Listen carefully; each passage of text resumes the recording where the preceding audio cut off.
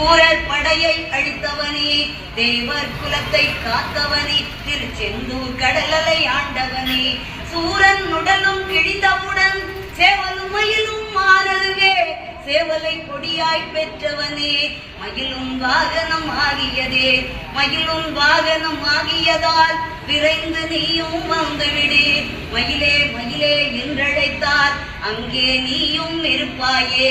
அவ்வை பாட்டியை சோதிக்க நாவல் மரத்தின் மேலேறி சுட்ட பழத்தை தந்தவனே, சுகமாய் காட்சி தந்திடுவாய். மாங்கனி நீயும் பெற வேண்டி உலகை வரமாய் வந்தவனே, அம்மை அப்பனே உலகமென்று அண்ணனும் நமக்கு சொன்னானே.